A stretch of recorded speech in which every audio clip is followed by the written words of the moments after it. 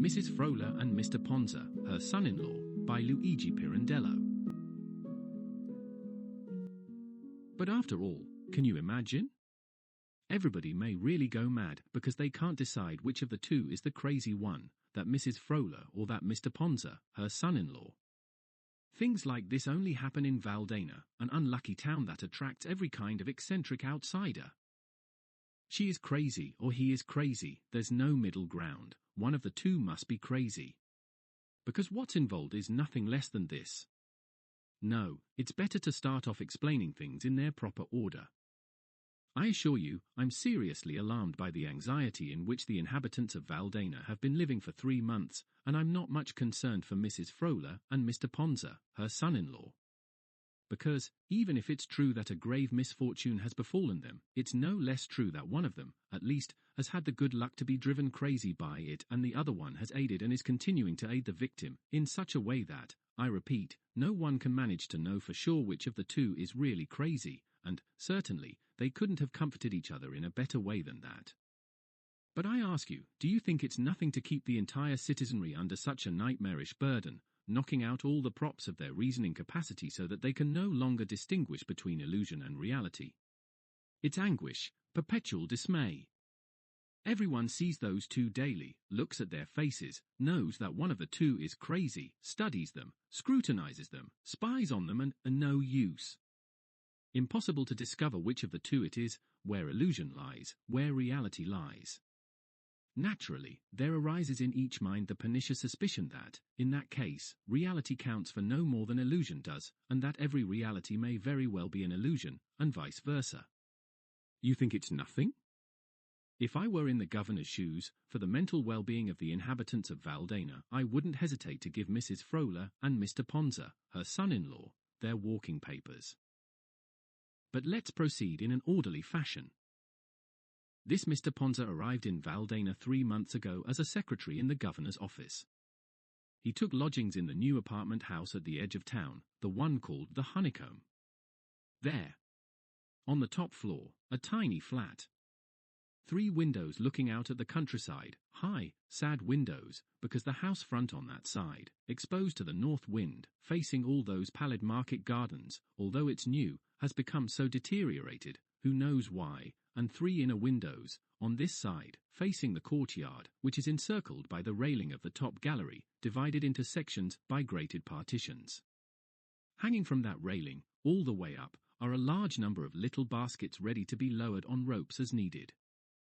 At the same time, however, to everyone's amazement, Mr. Ponza rented another small furnished flat, 3 rooms and kitchen, in the centre of town, number 15 Via dei Santi, to be exact.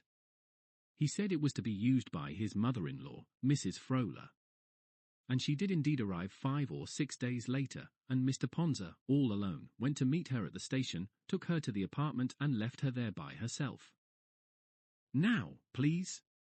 You can understand it if a daughter, on getting married, leaves her mother's house to go and live with her husband, even in another town, but when that mother, not bearing to remain far from her daughter, leaves her hometown, her own house, and follows her, and when, in the town where both she and her daughter are strangers, she goes to live in a separate house, that is no longer so easily understood, or else one must assume such a strong incompatibility between mother-in-law and son-in-law.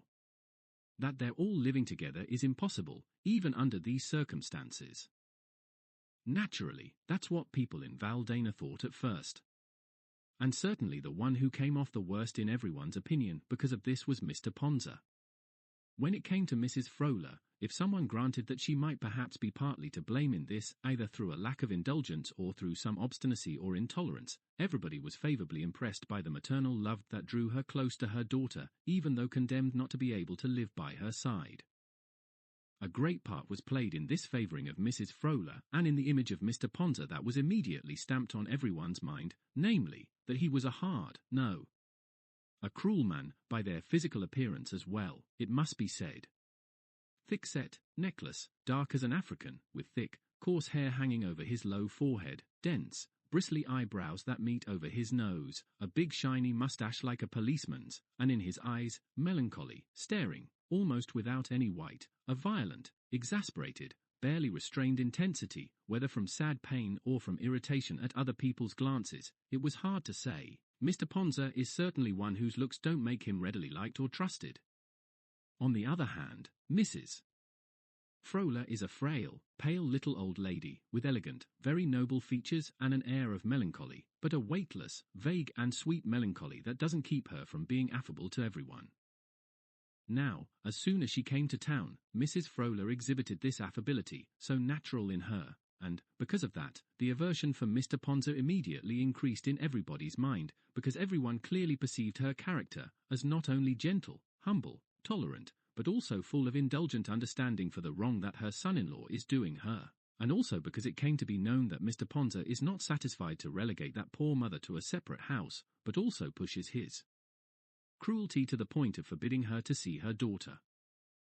Except that, on her visits to the ladies of Valdana, Mrs. Frola immediately protests, not cruelty, thrusting out her little hands, sincerely distressed that people can think such a thing about her son-in-law. And she hurriedly praises all his virtues, saying all the good about him that's possible and imaginable, how much love, how much care, how many attentions he lavishes not only on her daughter but also on her, yes, also on her, solicitous, selfless. Oh, not cruel, no, for heaven's sake.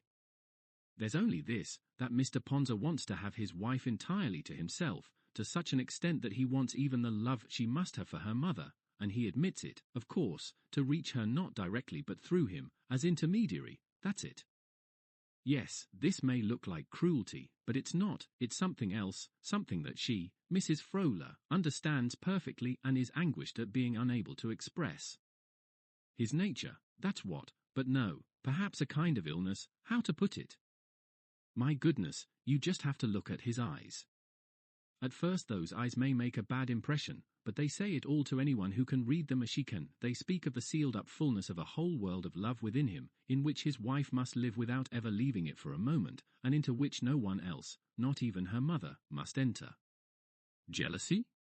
Yes, perhaps, but only if you want to give a cheap name to this exclusive totality of love. Selfishness? If so, it's a selfishness that makes him give all of himself, like a world, to his own lady. When you get to the bottom of it, you might call it selfishness in her that she desires to break open this closed world of love, to make her way into it by force, when she knows that her daughter is happy and so adored. That should be enough for a mother.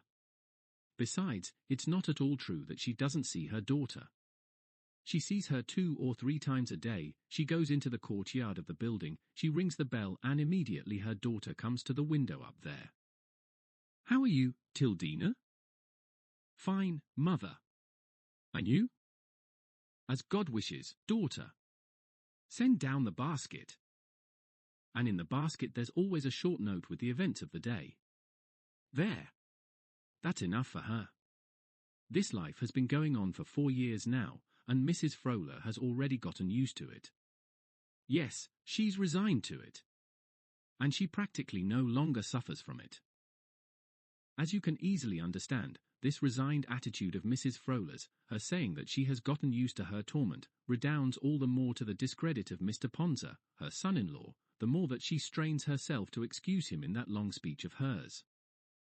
Therefore it is with real indignation and, I may add, even with fear, that the ladies of Valdana to whom Mrs. Frola paid her first visit receive the notice on the following day of another unexpected visit from Mr. Ponza, who begs them to grant him just 2 minutes of audience, for a dutiful declaration, if it's not inconvenient.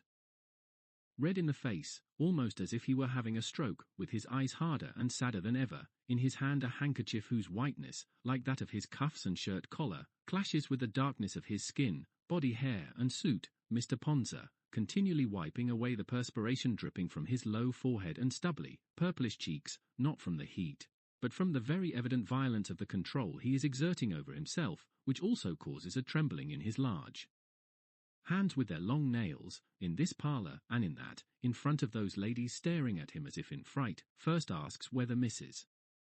Frola, his mother-in-law, came to visit them the day before, then, with his sorrow, effort and agitation constantly increasing, asks whether she spoke to them about her daughter and told them that he absolutely forbids her to see her and go up to his apartment.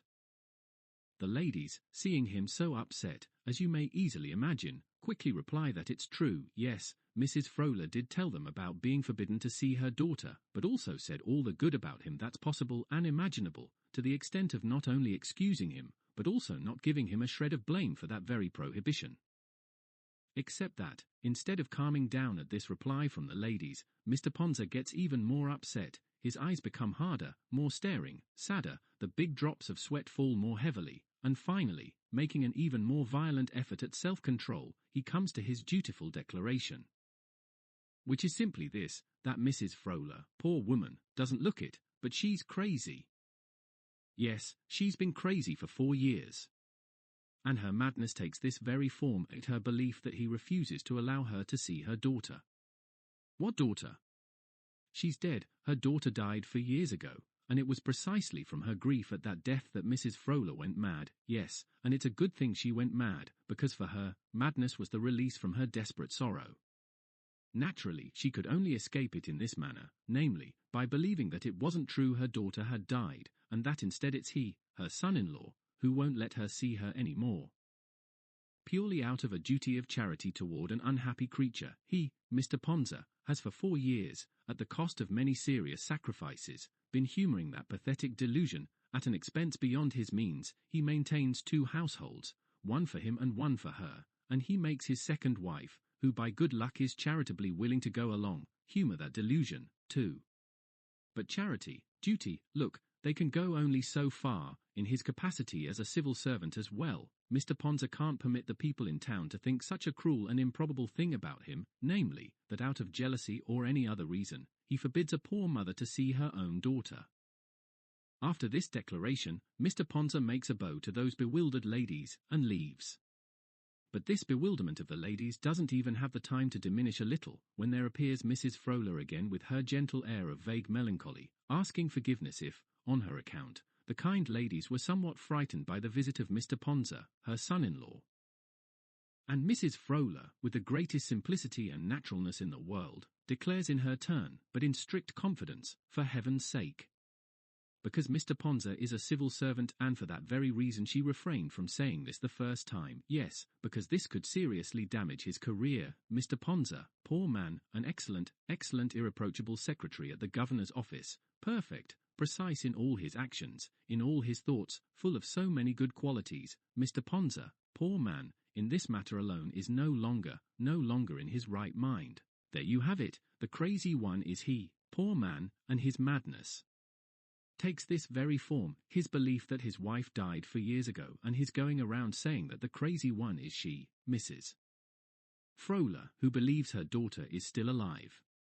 No, he isn't doing this in order somehow to justify to others that almost maniacal jealousy of his and that cruelty of forbidding her to see her daughter. No, the poor man believes, seriously believes, that his wife is dead and the one he has with him is a second wife. A most pitiful case. Because, to tell the truth, with his excessive love this man at first ran the risk of destroying, of killing his young, fragile little wife, so much so that it was necessary to get her out of his hands secretly and put her into a nursing home without his knowledge. Well, the poor man, whose mind had already been seriously weakened by this frenzied love, went mad from this. He thought his wife had really died, and this idea became so fixed in his mind that there was no longer any way to remove it, not even when his wife, back home after about a year, and as healthy as before, was brought before him. He thought she was a different woman, so that, with the aid of everybody, relatives and friends, it was necessary to simulate a second wedding, which fully restored the balance of his mental faculties. Now, Mrs. Frola believes she has some right to suspect that for some time her son-in-law has been completely himself again, and that he is only pretending to believe that his wife is a second wife, in order to keep her entirely to himself, without contact with anyone, because perhaps from time to time he nevertheless is smitten with the fear that she may be secretly taken away from him again. Yes. Otherwise, how could you explain all the care, all the solicitude he has for her, his mother-in-law, if he really believes that the woman he has with him is a second wife? He ought not to feel the obligation of so much consideration for a woman who in fact would no longer be his mother-in-law, right? Note that Mrs. Frola says this, not to give an even better proof that he is the crazy one, but to prove even to herself that her suspicion is well-founded. And meanwhile, she concludes with a sigh that on her lips assumes the form of a sweet, very sad smile. Meanwhile, my poor daughter has to pretend she's not herself but someone else, and I am also obliged to pretend I'm crazy to believe my daughter is still alive. It doesn't cost me much, thank God, because my daughter is there, well and full of life. I see her, I speak to her, but I'm condemned not to be able to live with her, and also to see her and speak to her only from a distance, so that he can keep on believing, or pretending to believe, that my daughter, God forbid, is dead and the woman he has with him is a second wife. But I say once more, what's the difference if, on these terms, we have succeeded in restoring peace of mind to both of them? I know that my daughter is adored, contented, I see her, I speak to her, and I resign myself, out of love for her and for him, to live this way and even to be considered a madwoman. Madam, patience. I ask you, don't you think that things are at such a pass in Valdena that we all go around with open mouths, looking each other in the eye, like lunatics? Who of the two is to be believed? Who is the crazy one? Where is the reality, where the illusion? Mr. Ponza's wife would be able to tell us. But there's no trusting her when, in his presence, she says she is the second wife, just as there's no trusting her when, in Mrs. Frola's presence, she confirms the statement that she's her daughter. It would be necessary to take her aside and make her tell the truth privately. But that's impossible. Mr. Ponza, whether or not he's the crazy one, is really very jealous and doesn't let anybody see his wife. He keeps her up there, as if in prison, under lock and key, and without a doubt this fact is in Mrs. Frola's favour, but Mr. Ponza says he is compelled to do this, in fact that his wife herself makes him do it, for fear that Mrs. Frola will unexpectedly come into the house. That may be an excuse. But it's also a fact that Mr. Ponza doesn't even have one maid in the house. He says he does it to save money, obliged as he is to pay rent on 2 apartments, and in the meantime he himself assumes the burden of doing the daily marketing, and his wife, who according to her own statements is not Mrs. Frola's daughter, out of pity for her, that is, for a poor old woman who was formerly her husband's mother-in-law, also takes it upon herself to attend to all the household chores, even the most humble, doing without the aid of a servant. It seems a bit much to everybody. But it's also true that if this state of affairs can't be explained by pity, it can be explained by his jealousy. Meanwhile, the governor of Valdena has been satisfied with Mr. Ponza's declaration. But surely the latter's appearance and in large part his conduct do not speak in his favour, at least for the ladies of Valdena, who are all more inclined to give credence to Mrs. Frola. Indeed, that lady comes solicitously to show them the loving notes that her daughter sends down to her in the little basket, as well as many other private documents, the credibility of which, however, is totally denied by Mr. Ponza, who says that they were delivered to her to bolster the pious deception. One thing is certain anyway, that both of them manifest a marvellous, deeply moving spirit of sacrifice for each other, and that each of them has the most exquisitely compassionate consideration for the presumed madness of the other. Both of them state their case with wonderful rationality, so that it would never have occurred to anyone in Valdena to say that either of them was crazy, if they hadn't said it themselves, Mr. Ponza about Mrs. Frola, and Mrs. Frola about Mr. Ponza. Mrs. Frola often goes to see her son-in-law at the governor's office to get some advice from him, or waits for him when he comes out so he can accompany her to do some shopping, and very often, for his part, in his free time and every evening Mr. Ponza goes to visit Mrs. Frola in her little furnished flat, and every time they accidentally run into each other in the street they immediately continue on together with the greatest cordiality. He lets her walk on the right and, if she's tired, he offers his arm, and so they go off together, amid the sullen anger, amazement and dismay of the people who study them, scrutinize them, spy on them, but, no use, cannot yet in any way manage to understand which of the two is the crazy one, where the illusion is, where the reality.